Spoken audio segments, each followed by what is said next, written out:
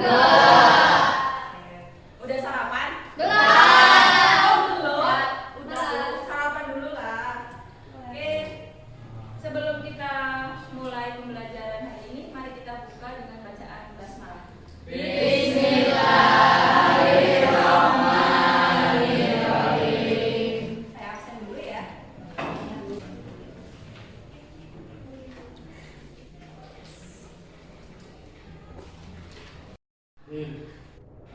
Matikul Ihsan? Fawaz? Fikron? Kartika Alafia? Muhammad Fahmi? Muhammad Rafi? Muhammad Evan? Nadia Amalia?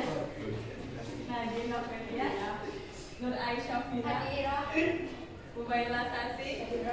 Ratu Lintang? Renggi Rafisa? Rifa Kurniawan? Rizal Aminuddin? Bidan Haris? Salsa Rio? Seno? Sonia Azharo?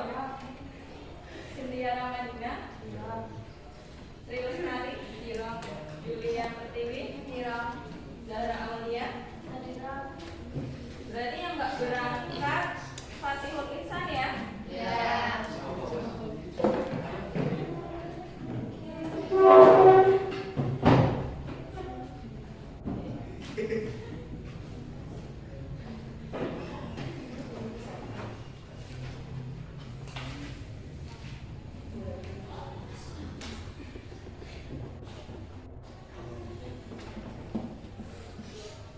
Dibuka bukunya.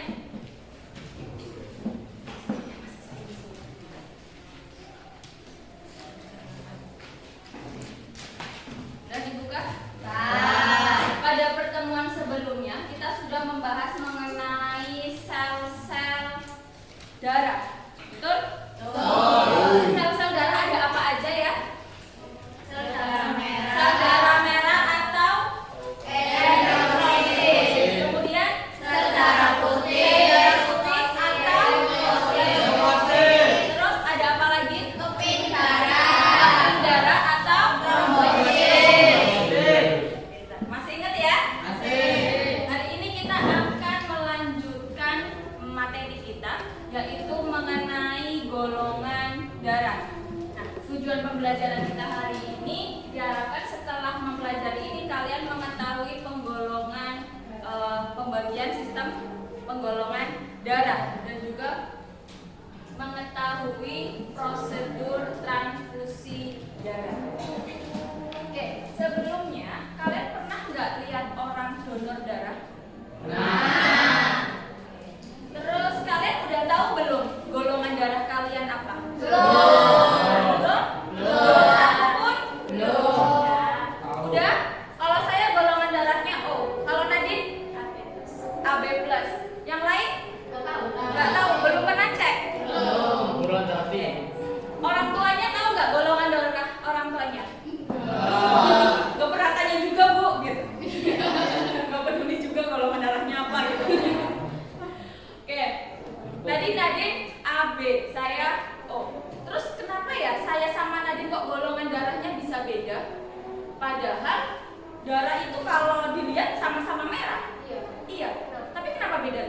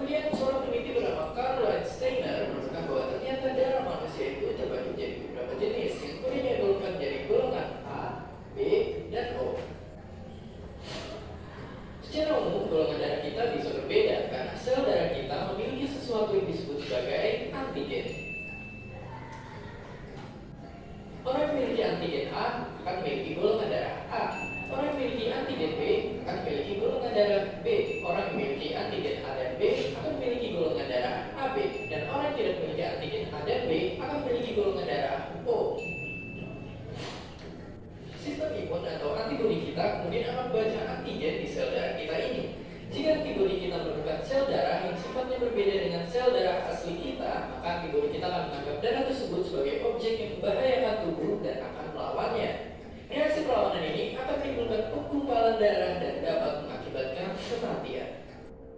Tetapi golongan darah tak terbatas hanya pada 4 golongan saja. Golongan darah kita ini sebenarnya juga memiliki tanda positif atau negatif. Tanda positif atau negatif ini menandakan rhesus factor dalam darah kita. Sama halnya seperti antigen, orang yang memiliki rhesus, darahnya tak akan diterima oleh orang yang tidak memiliki rhesus, karena rhesus tersebut akan diidentifikasikan sebagai objek yang berbahaya oleh antibodi kita.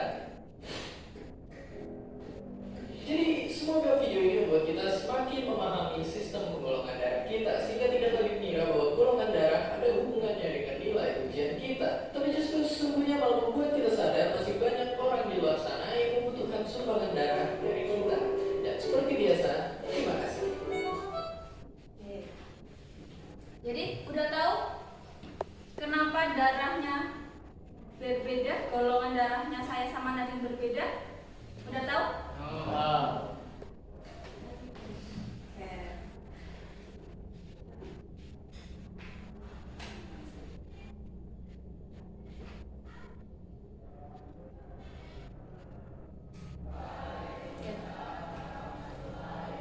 Jadi di dalam darah itu ada beberapa kandungan, salah satunya protein. Nah, protein itu banyak ya, dalam darah tuh proteinnya itu banyak.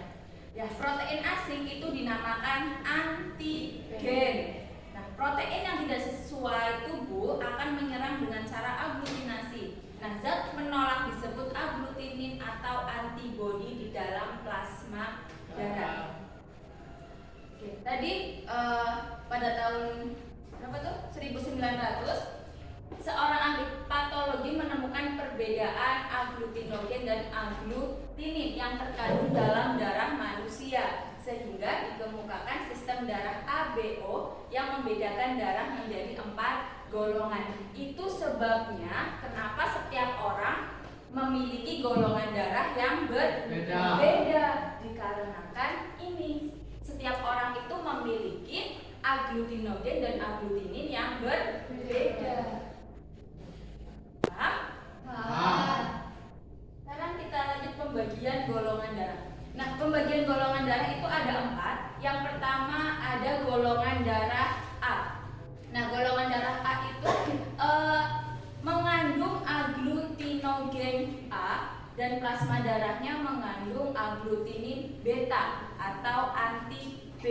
Kemudian golongan darah B itu darah eritrositnya mengandung agglutinogen B dan mengandung plasma darahnya mengandung agglutinin alfa atau anti A. Kemudian ada golongan darah AB. Nah, eritrositnya ini mengandung agglutinogen A dan B, sedangkan plasma darahnya itu tidak ada agglutininnya. Nah, yang terakhir ada golongan darah O, itu eritrositnya itu tidak ada agglutinogennya dan plasma darahnya mengandung agglutinin alfa dan beta.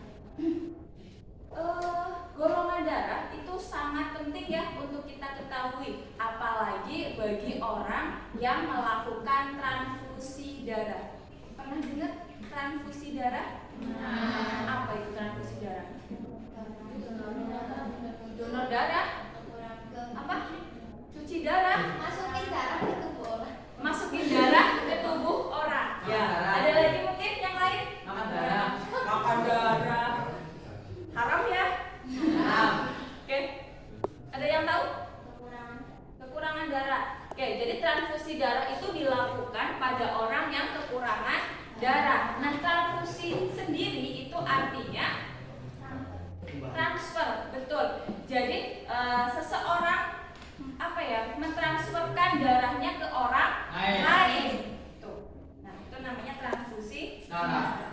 Oke, sekarang kita bahas transfusi darah. Nah, dalam transfusi darah itu ada beberapa istilah. Yang pertama itu resipien. Resipien itu orang yang menerima darahnya atau orang yang ditransfer tadi.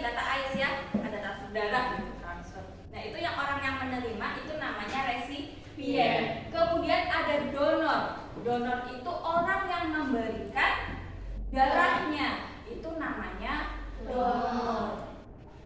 Karena kalian usianya belum 17 tahun, jadi kalian belum bisa mendonorkan darah. Ya kan, belum 17?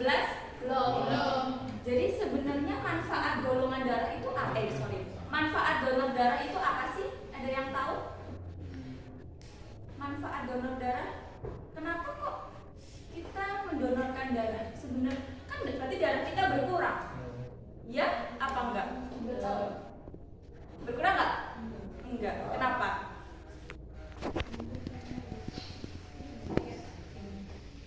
Iya?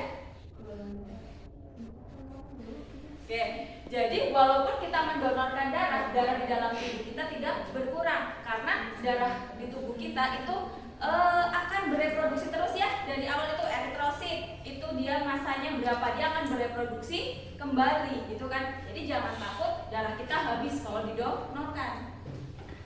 Kita lihat video manfaat donor darah.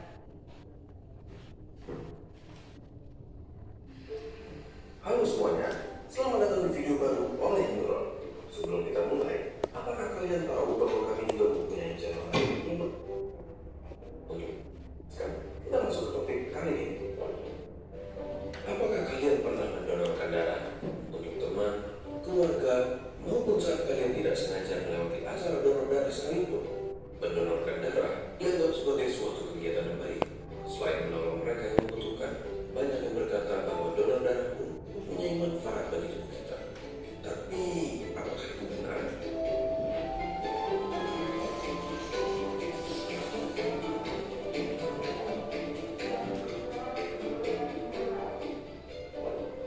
Apakah kalian tahu bahwa percobaan transfusi darah pertama dilakukan pada tahun 1628?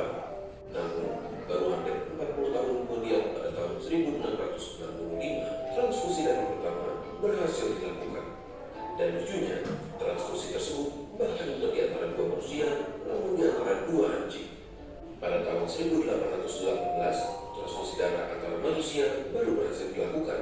Dan sejak saat itu, ditemukan klasifikasi grup darah dan resus, seperti yang kita bahas di video sebelumnya. Hal ini membantu membatasi jumlah komplikasi yang dapat terjadi. Kalian pasti paham apa tujuan dari mendonasikan darah kepada mereka yang membutuhkan. Namun, apakah kalian tahu bahwa pendonor darah sekalipun juga mendapatkan keuntungan?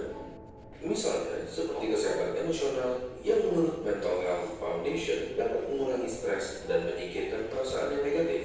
Selain itu, mendonorkan darah juga menurunkan kelekatan darah dan menurunkan risiko penyakit jantung. Suatu penelitian juga menunjukkan bahwa mendonorkan darah mengurangi total kolesterol dan juga LDL atau low density lipoproteins, suatu kolesterol jahat yang sudah kita bahas di video sebelumnya. Bahkan, risiko kanker seperti kanker hati, kolon, paru-paru, esofagus juga berkurang. Dan ada penelitian yang menunjukkan bahwa donor darah meningkatkan kapasitas antioksidan. Sebelum mendonorkan darah, beberapa pemeriksaan akan dilakukan, seperti pemeriksaan terhadap nadi, tekanan darah, temperatur, dan level hemoglobin. Pemeriksaan ini diperlukan karena jika ada penurunan di antara parameter tersebut, bisa saja menunjukkan bahwa mendonasikan darah justru akan berbahaya bagi si donor. Maka dari itu, jika kalian berniat mendonorkan darah, salah satu keuntungannya adalah kalian juga dapat menerima pemeriksaan tersebut secara gratis di tempat. Dan untuk kalian yang tidak mengetahui golongan darah beserta resusnya, kalian juga dapat menerima pemeriksaan tersebut. Keuntungan terakhir dan sejujurnya yang paling memuaskan adalah saat kalian mendonorkan darah, kalian telah berkontribusi dalam menyelamatkan nyawa di luar sana. Bisa saja berjuta-juta dan bisa saja satu orang. Namun yang manapun itu, tetap memuaskan. Iya bukan? Seperti segala sesuatu yang membawa keuntungan, tentu saja ada kerugian yang kalian bisa alami dengan mendonorkan darah. Namun, sebatas kalian merasakan nyeri sesaat waktu jarum ditusukkan ke dalam vena kalian dan memar yang dapat bertahan selama beberapa hari. Untuk beberapa orang, hal tersebut bisa menjadi sesuatu yang sangat tidak nyaman. Dan untuk beberapa orang lainnya, pendonoran darah bisa menyebabkan perasaan lelah, pusing, dan mual karena pengurangan jumlah darah dari tubuh si pendonor. Gejala ini biasanya akan hilang dalam beberapa hari di saat tubuh sudah memproduksi cukup banyak darah untuk si donor berfungsi normal kembali. Karena itulah, seseorang dengan jumlah hemoglobin tidak direkomendasikan untuk mendonorkan darah. Selain itu, kalian juga harus memastikan bahwa proses pendonoran darah yang kalian lalui berlangsung dengan bersih dan steril, karena tetap ada risiko infeksi walaupun minimal. Kalian bisa memastikannya dengan bertanya, apakah jarum yang digunakan adalah jarum baru, yang mana jika sesuai prosedur, pasti diharuskan untuk tidak menggunakan jarum bekas. Begitulah keuntungan yang dapat kalian peroleh dari mendonorkan darah, serta beberapa hal yang perlu kalian perhatikan sebelum melakukannya. Bagaimana? Apakah kalian siap menyelamatkan nyawa seseorang? Jadi manfaat donor darah apa? Mengurangi resiko jantung. Oke, mengurangi resiko penyakit Jantung. serangan jantung. Oke. Ada lagi? Mengurangi Stres. Oke. Dan yang pasti bisa menyelamatkan Nyawa banyak orang. orang, nyawa seseorang.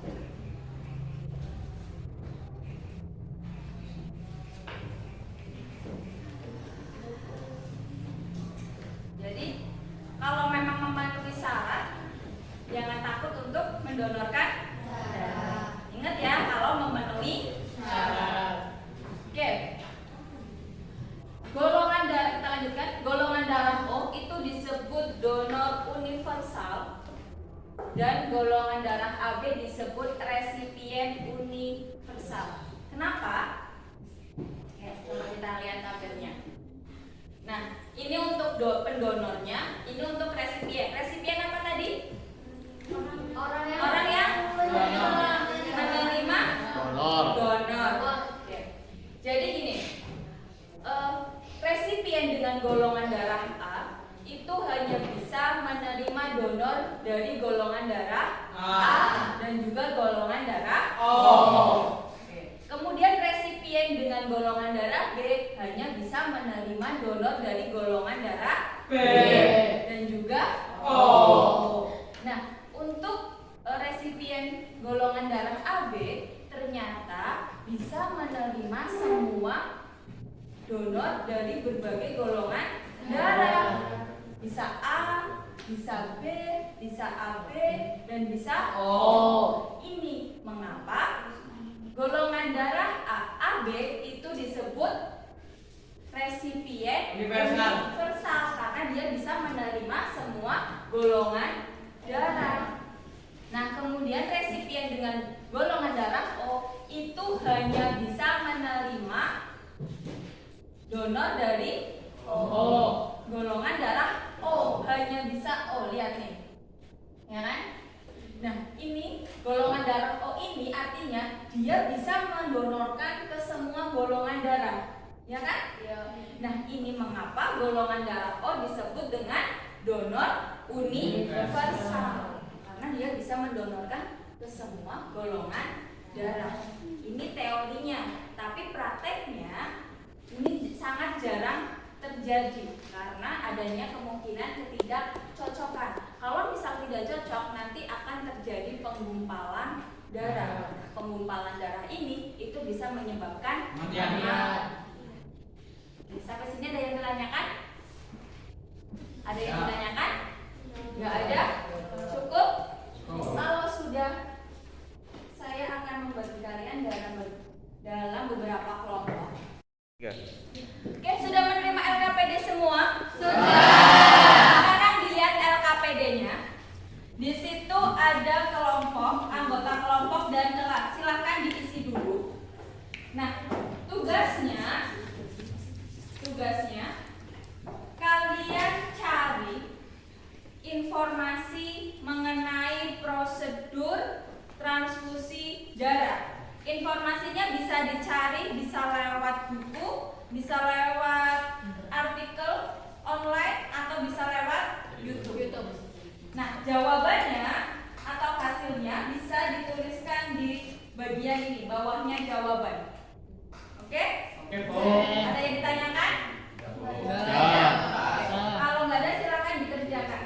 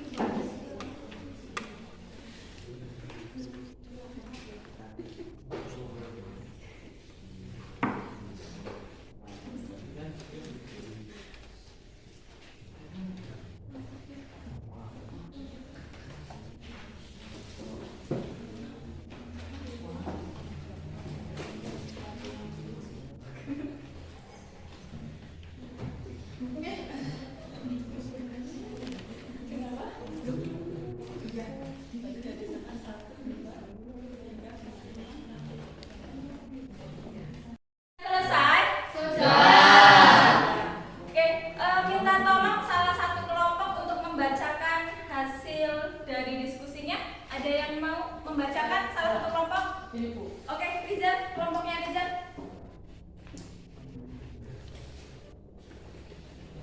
Berdiri. Saya mau membacain siapa? Egi dulu. Oke, berdiri Egi. Iya, dibaca. Sebelum transfusi darah, dokter akan menanyakan riwayat alergi dan transfusi sebelumnya, serta riwayat penyakit pasien. Selanjutnya, dokter akan melakukan pemeriksaan fisik dan tanda-tanda vital seperti tekanan darah dan denyut jantung. Setelah itu, dokter akan melakukan cek golongan darah. Dokter akan memberikan transfusi darah sesuai dengan golongan darah A, B, O atau AB, serta resus pasien positif atau negatif. Dokter juga akan meminta pasien untuk mendampingi pasien untuk menandatangani lembar persetujuan tindakan transfusi darah.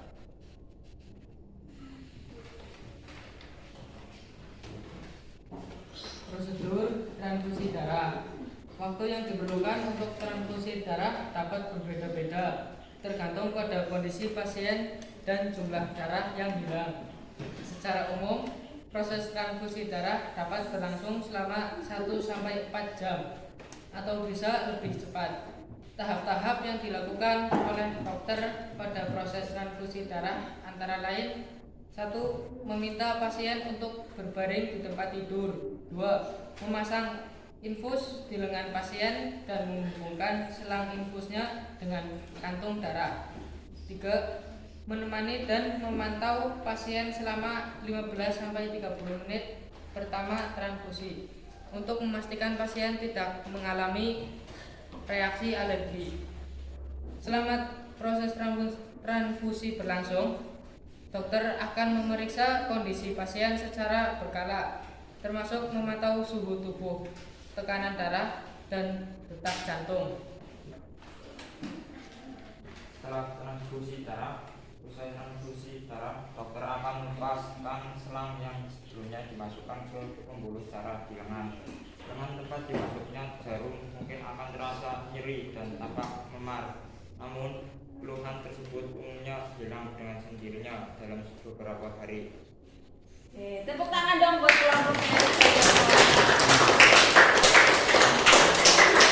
Nanti ya, nah itu tadi beberapa prosedur dalam transfusi darah. Tadi disebutkan kalau transfusi darah itu harus sesuai, darahnya harus sesuai. Itu kenapa ya kalau transfusi darah itu darahnya tuh harus sesuai? Oh iya, kenapa Gita? Karena nanti bisa terjadi penggumpalan darah. Oke, jadi ternyata kalau transfusi darah kita nggak sesuai, itu nanti bisa terjadi yang namanya penggumpalan darah.